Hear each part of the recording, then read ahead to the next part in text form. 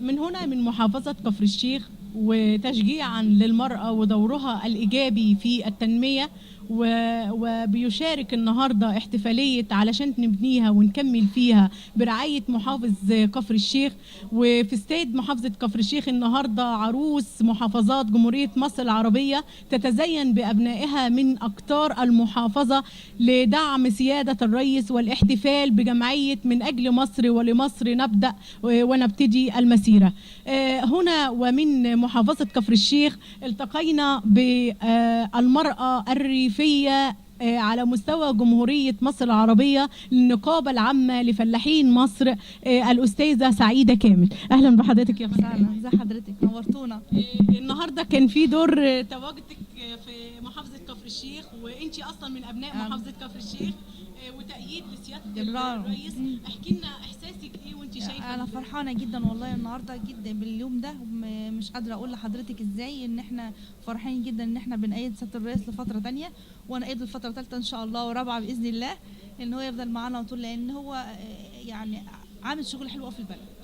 يعني واقف جنبنا كلنا، وعامل شغل حلو في البلد ما ننكروش. فلذلك ان احنا كلنا جايين النهارده عشان نقول له احنا عايزينك تاني.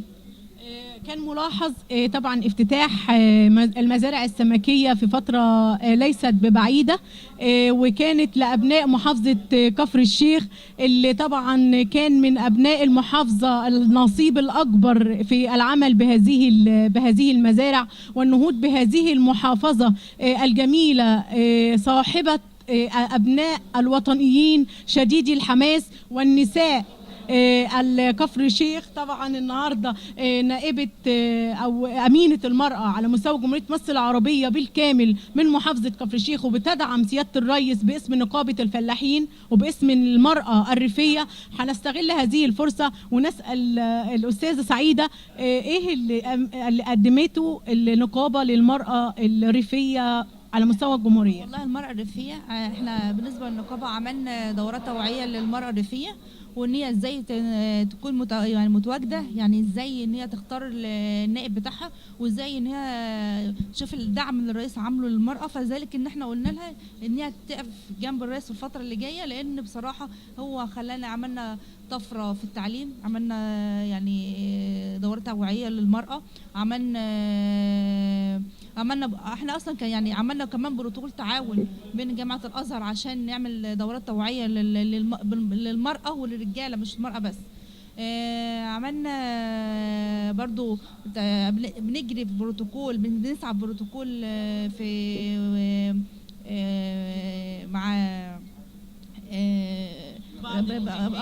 نقابات عشان نعمل نوعي المرأة الريفية والراجل اللي فيه. بس هو بصراحة احنا جينا النهارده عشان نقول الرئيس احنا عايزينك مرة تانية وثالثة ورابعة، مش هقول لك اكتر من كده.